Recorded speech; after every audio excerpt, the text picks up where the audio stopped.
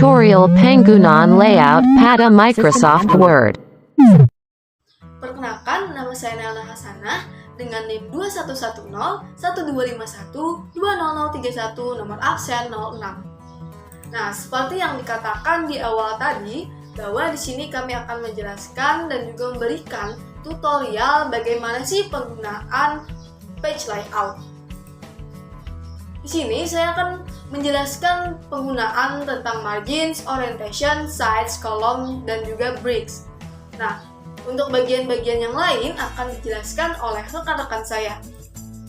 Sebelumnya, saya telah menyiapkan sebuah teks agar lebih memudahkan kita dalam memahami penggunaan dari page layout ini. Saya paste terlebih dahulu. Baik. Nah, seperti yang saya katakan tadi, di sini yang pertama ada margins. Apa itu margins? Nah, margins ini berfungsi untuk memberikan tepi pada kertas. Bagaimana? Kita langsung praktek, yaitu kita klik margins. Nah, di sini terlihat ada last custom setting, normal, narrow, dan juga lain sebagainya. Nah, jika kita memiliki suatu dokumen, di mana dokumen tersebut memiliki sebuah teks yang sedikit, tapi kita ingin terlihat lebih banyak dan juga lebar, maka kita klik narrow, yaitu dengan sisi kertas kita atau tepi kertas ini adalah 1,27 cm. Kita klik narrow. Nah, dia akan terlihat lebih lebar. Lalu, bagaimana cara kita untuk mengubahnya kembali seperti di awal tadi? Itu kita klik lagi margins, lalu kita klik normal. Nah, dia akan kembali ke asal. Biasanya pada proposal atau makalah pada umumnya itu memiliki margins 4433. Bagaimana itu? Bagaimana cara kita untuk mengubah margins tersebut? Yaitu kita klik margins, kita klik custom margins. Ini yang paling bawah. Kita klik. Nah, di sini ada pilihannya, ada top, left, bottom, dan juga right. Lalu kita ubah menjadi 4433. Ubah 4, sini 4 juga, ini menjadi 3. Ubah 3, kita hapus terlebih dahulu yang awalnya tadi, lalu menjadi 3. Lalu kita klik OK. Nah, dia akan berubah seperti ini. Ini adalah margins makalah pada umumnya, yaitu 4433. Lalu kita ubah kembali menjadi asal tadi, yaitu normal. Kita klik lagi margins, kita klik normal. Nah, seperti itu penggunaan dari margins. Semoga dapat dipahami. Oke, yang kedua ada orientation. Saya akan kecilkan dulu zoomnya agar lebih terlihat lebih jelas. Yaitu kita klik orientation. Nah, di sini ada pilihan portrait dan juga landscape. Apa itu portrait? Apa itu landscape? Jadi orientation ini adalah memiliki fungsi yaitu menegakkan dan juga memiringkan suatu kertas. Yaitu portrait tegak dan landscape itu adalah miring. Nah, kita klik orientation, nah kita klik portrait, maka dia akan tegak seperti ini. Lalu kalau kita ingin memiringkan kertas kita klik lagi orientation, nah kita klik landscape. Nah, dia akan miring. Jadi orientation berfungsi untuk menegakkan dan juga memiringkan kertas. Lalu bagaimana cara kita mengubahnya ke asal tadi? Yaitu kita klik lagi orientation, kita klik portrait. Nah, ini seperti pada awal tadi, kertas yang awal tadi. Baik, ini tadi orientation, bagaimana penggunaan margins, bagaimana penggunaan orientation, dan yang ketiga ini adalah penggunaan size atau penggunaan ukuran kertas. Bagaimana itu? Kita klik size. Di sini ada beberapa pilihan, ada letter, legal, A5, A4, B5, dan lain sebagainya. Kita klik size. Nah, biasanya di Indonesia itu memiliki kertas A4 dan juga F4, tapi F4 tidak ada di pilihan di sini. Jadi F4 itu nanti kita setting. Ini kertas ini masih normal atau legal. Nah, kita ubah menjadi A4, maka dia akan berubah seperti ini. Oke, ini legal, kita klik A4. Nah, dia akan berubah seperti ini. Ini adalah kertas A4 yang biasa digunakan. Ketika kita mencetak dokumen, kita harus menyesuaikan kertas yang kita gunakan. Artinya, ketika dokumen kita menggunakan kertas A4, maka untuk mencetak kita gunakan juga kertas A4. Kalau berbeda, itu akan memberikan atau kita akan mendapatkan permasalahan dalam hasilnya. Tadi kita klik size, kita klik A4, maka dia akan seperti ini. Kita klik size, kita klik legal, dia akan seperti ini. Dan kita klik lagi A5, dia akan berubah menjadi ukuran A5. Nah, seperti ini, lebih kecil. Kita klik legal dulu. Oke. Bagaimana tadi untuk F4? Nah, yang pertama adalah kita klik size, kita klik more paper size. Kita klik. Nah, di sini untuk height-nya itu kita ubah menjadi 33. Dia akan otomatis berubah kertasnya. Nah, kita klik OK. Nah, dia akan berubah. Ukuran kertasnya akan berubah. Makanya kita klik A4, dia akan berubah seperti ini. Kalau kita klik A5, dia akan berubah seperti ini. Jadi sesuai dengan apa yang kita butuhkan. Itu adalah penggunaan size. Nah, selanjutnya ada columns. Columns ini berfungsi untuk memberikan atau memindahkan teks-teks ini jadi beberapa bagian. Kita ambil contoh seperti koran. Nah, koran itu memiliki beberapa bagian setiap teksnya. Kita kembalikan dulu size-nya menjadi legal. Nah, kita klik column. Di sini ada bagian 1, ada 2, 3, dan juga bisa lihat di layar kita masing-masing. Kalau kita ingin mengubah teks ini menjadi 2 bagian, maka kita klik column, kita klik 2 ini. Nah, dia akan berubah menjadi 2 bagian. Kalau ingin 3, maka kita klik back layout, kita klik columns, kita klik 3. Nah, dia akan berubah menjadi 3 bagian. Seperti itu penggunaan dari columns. Oke, kita klik lagi mengubahnya untuk seperti awal tadi, yaitu klik 1. Nah, dia akan berubah menjadi awal. Seperti menjadi normal seperti tadi. Oke, itu tadi penggunaan dari margins, orientation, size, columns. Lalu yang terakhir di sini ada bricks. Kita klik bricks. Nah, bricks di sini ada page brick dan juga section bricks. Mana bricks ini ketika kita menginginkan kertas baru yang kosong, maka kita klik bricks, lalu kita klik page. Nah, dia akan menambah kertasnya. Biasanya kalau kita tidak tahu penggunaan dari bricks ini, tapi kita ingin menambah kertas yang ada di dokumen kita, maka kita akan mengklik enter beberapa kali. Nah, itu akan menyulitkan kita dan juga memperlambat pengerjaan tugas dari kita. Seperti itu. Kalau kita tidak tahu bagaimana penggunaan dari bricks, tapi ketika kita sudah tahu penggunaan dari bricks, maka kita tinggal klik bricks, klik page. Nah, dia akan otomatis menambah halaman baru. Itu adalah penggunaan dari bricks. Nah, baik untuk bricks tadi ada columns itu sama saja, dan juga ada text wrapping. Nah, di sini saya telah menyiapkan sebuah teks.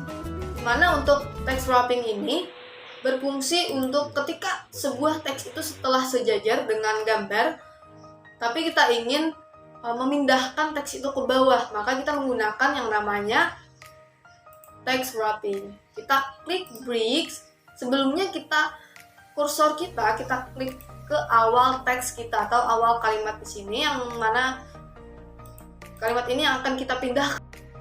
Nah, baik, itu saja yang dapat saya berikan tutorial bagaimana penggunaan margins, orientation, size, column, dan juga bricks.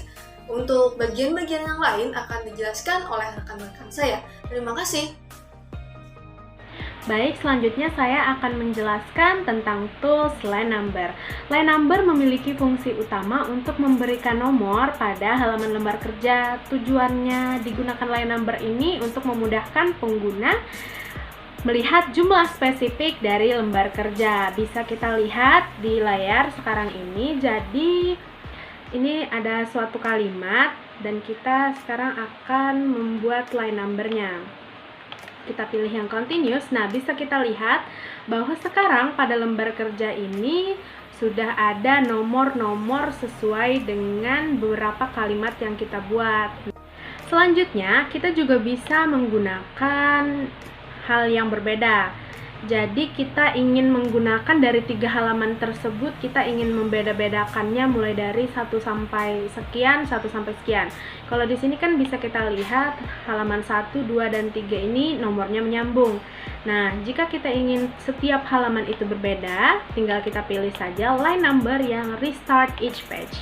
Nah, dan sekarang bisa kita lihat di setiap halaman itu sudah sesuai dengan nomornya masing-masing.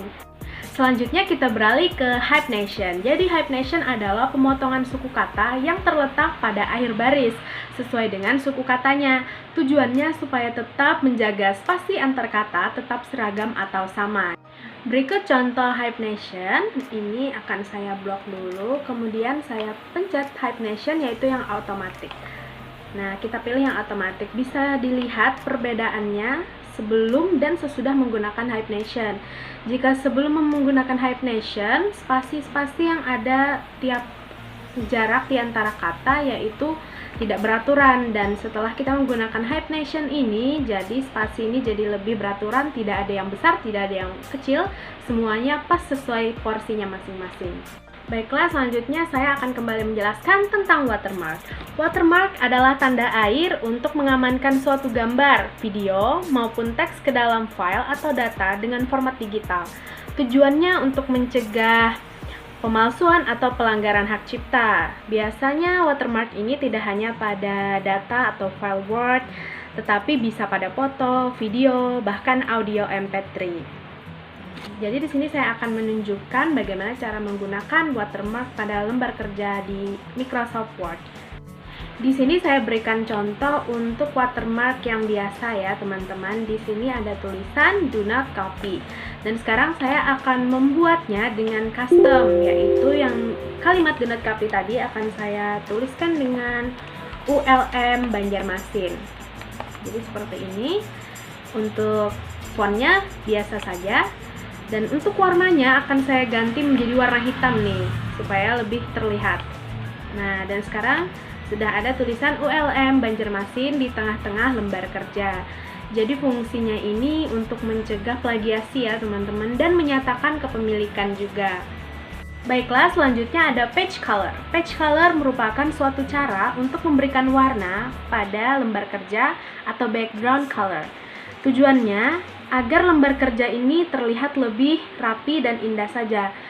Jadi kita biasa melihat kalau lembar kerja itu selalu berwarna putih. Sebenarnya kita bisa mengcustom warnanya, mau warna pink, merah, ungu, hijau, dan lain-lain. Jadi tinggal kita pilih saja tools page color ini. Sekarang akan saya contohkan. Misalnya saya memberikan warna biru. Nah, jadilah seperti ini halaman kerja tersebut yang dari awalnya putih sekarang menjadi biru. Jadi tujuannya ini hanya untuk memperindah saja. Sebenarnya memang jarang digunakan, tetapi jika ingin menggunakan juga tidak apa-apa. Baiklah, selanjutnya adalah page border. Page border adalah garis yang berada pada sisi atas, bawah, kanan, dan kiri lembar kerja, atau bisa disebut juga dengan garis bingkai atau garis tepi. Tujuannya untuk memberikan bingkai, corak, atau latar belakang agar tampilan lembar kerja menjadi lebih menarik. Jadi di sini saya akan memberikan contoh penggunaan page border. Di sebelah page color tadi ada pilihan page border, tinggal kita pencet. Dan di sini bisa kita custom teman-teman. Jadi ada yang berbentuk kotak, ada yang berbentuk bayangan, ada yang berbentuk 3D, dan custom sesuai dengan keinginan sendiri. Di sini saya akan menjelaskan yang box saja. Lalu di sini kita pilih yaitu ketebalan dari garis tepinya. Di sini saya memilih yang 1/4 pt, dan di sini kita akan tinggal klik OK. Nah, bisa kita lihat ya di sini sekarang lembar kerjanya menjadi kotak-kotak nih, ada garis tepinya. Ini saya berikan contoh. Nah, seperti ini. Jadi lebih rapi ya, teman-teman. Dan selanjutnya jika ingin memberikan contoh yang lainnya, di sini saya hapus ya di bagian sisi kanan dan sisi kirinya menjadi seperti ini. Dan sebaliknya juga, kalau kita hanya memberikan yang atas dan bawahnya saja yang kita hapus, maka sisi kanan dan kirinya yang akan terlihat di lembar kerja. Untuk contoh selanjutnya, ini ada page border juga, tetapi di sini menggunakan art. Jadi di sini ada berbagai macam warna-warni, ada hewan-hewan, ada bunga-bunga, ada garis-garis dan segala macamnya. Di sini saya akan mengambil contoh yang ini, yaitu balon. Nah, jadi seperti ini. Biasanya ini jarang digunakan ya, teman-teman. Digunakan hanya untuk misalnya ijazah. Ijazah TK biasanya menggunakan page border yang art ini di ujung-ujungnya, tetapi biasanya kalau untuk penggunaan sekolah atau kuliah memang jarang digunakan. Baik, sekian penjelasan dari saya. Selanjutnya akan dilanjutkan oleh rekan saya.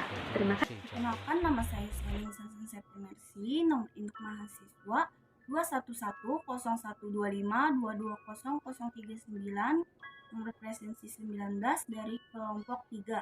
Di sini saya akan melanjutkan penjelasan bagian indent, spacing, position, wrap text, dan bring forward pada menu layout Microsoft Word. Bisa kita lihat di sini sudah ada kertas yang kosong. Jadi di sini saya akan menambahkan sebuah paragraf. Nah, kita ke menu layout. Untuk indent dan spacing ini termasuk dalam grup paragraf pada menu layout. Indent ini digunakan untuk mengatur jarak paragraf terhadap margins atau besarnya jarak paragraf menjorok ke kiri atau ke kanan.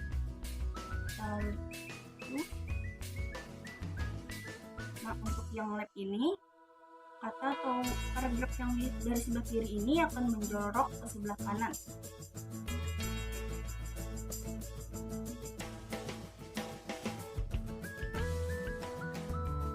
Jadi dia akan berpindah atau menjorok ke sebelah kanan.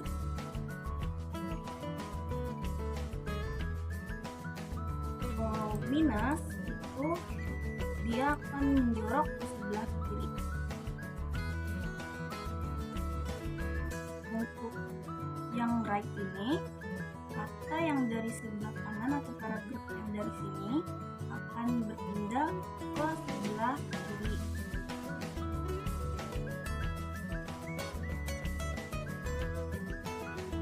Nah, jadi kata tadi menjorok ke sebelah kiri apabila kita terus tambah-tambahkan. Kita kembalikan ke ini. Jadi untuk spacing ini berfungsi untuk mengatur jarak antar paragraf atau baris atas ke bawah.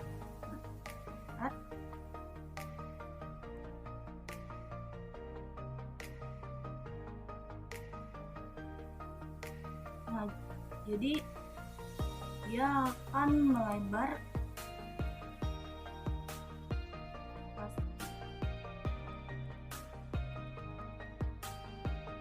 begitu juga dengan yang spasi after yang di bawah sini, dia akan melebar ke bawah.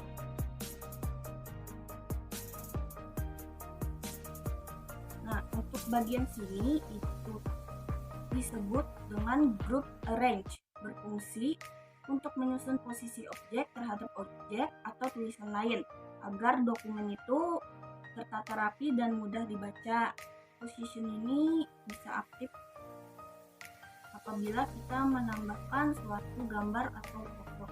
Jadi di sini saya akan menambahkan gambar atau foto dulu.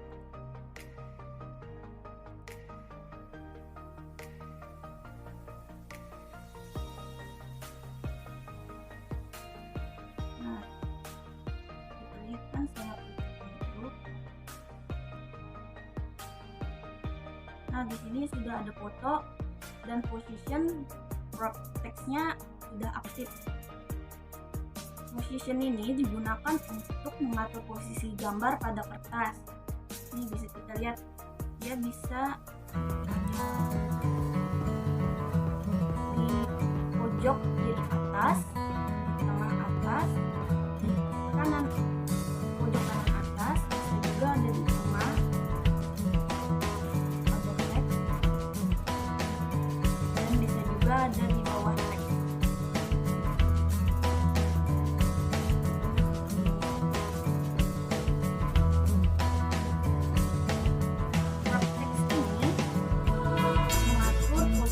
Terhadap teks apakah di atas atau di bawah.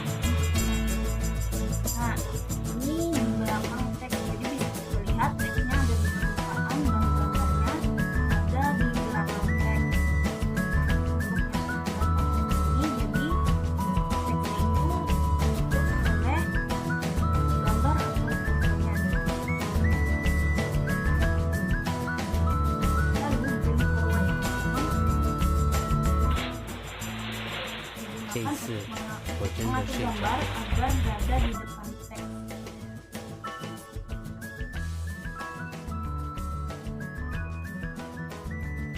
Kan tadi sudah di belakang itu. Di forward.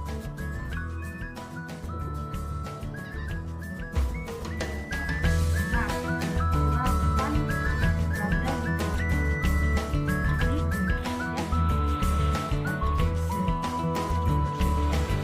Baik, Assalamualaikum warahmatullahi wabarakatuh. Saya Muhammad Rizky Ramadhani dengan NIM 21101252100098 dengan nomor presensi 13. Di sini saya akan melanjutkan penjelasan berikutnya. Nah, di sini terlebih dahulu kita masuk ke menu layout. Nah, di sini masih belum bisa kita klik untuk mengaktifkan menu di sini. Kita bisa memasukkan foto atau gambar terlebih dahulu. Kita coba untuk memasukkan 2 gambar di sini. Nah, ini gambar pertama kita pilih gambar kecil. Lalu kita pilih gambar kedua.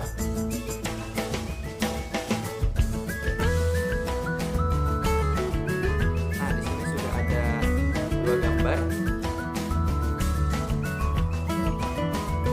Nah, kita masuk ke menu layout lagi. Nah, di sini sudah aktif, ada muncul ada menu position dan warp text. Position di sini seperti yang teman saya jelaskan tadi, di sini untuk mengatur posisi foto atau gambar yang kita masukkan tadi. Di sini ada warp text. Teks di sini kita coba behind text. Foto yang kedua juga kita coba behind text. Nah, jadi 2 foto tadi kita pilih menu warp text-nya behind text. Nah, kita coba untuk mengetikkan nama saya di sini, Muhammad Rizky Ramadhani. Nah, jika kita pindahkan foto atau gambar ini ke teks tersebut, maka teks tersebut masih terlihat. Nah, seperti ini.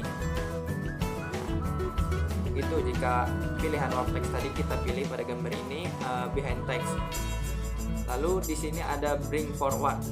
Bring forward ini berfungsi untuk mengatur posisi objek satu dengan objek yang lainnya. Kita coba 2 foto ini, kita coba timpa. Nah, seperti ini kan. Nah, jadi tertutup. Jika kita pilih bring forward, coba kita klik. Nah, maka akan menjadi objek yang foto kita pilih tadi, yang kita klik bring forward akan menjadi ke depan, objek yang di belakang. Nah, begitu lalu kita masuk ke menu send backward. Send backward ini kerjanya berkebalikan dengan bring forward tadi. Ini teks yang di depan menjadi ke belakang. Kita coba pilih. Nah, kita klik. Nah, menjadi objek tadi ke belakang. Kita coba pisahkan terlebih dahulu. Lalu di sini ada menu selection pen. Selection pen di sini berfungsi untuk begini kita bisa memilih foto. Biasanya ada terkendala foto di antara foto-foto yang kita pilih tidak bisa diklik, maka kita bisa menggunakan menu selection pane ini, yang ini tadi. Nah, kita bisa ingin memilih gambar ketiga, picture 3 ini. Nah, lalu kita langsung bisa memindah-mindah ini. Nah, di sini juga ada menu ini, menu hide ini. Jika kita klik ini, nah maka menjadi tidak terlihat. Jika kita ingin memperlihatkan kembali, tinggal kita klik kembali ini. Nah, terlihat kembali. Lalu kita masuk ke menu line. Line di sini fungsinya menyesuaikan posisi di sini, hampir sama tadi dengan position tadi. Nah, di sini bisa kita pilih begini, maka dia akan ke kiri. Ini juga ada ke tengah dan ke kanan, hampir sama dengan fungsi position tadi. Lalu di sini ada menu rotate. Rotate ini berfungsi memutar atau merotate foto atau gambar yang kita pilih.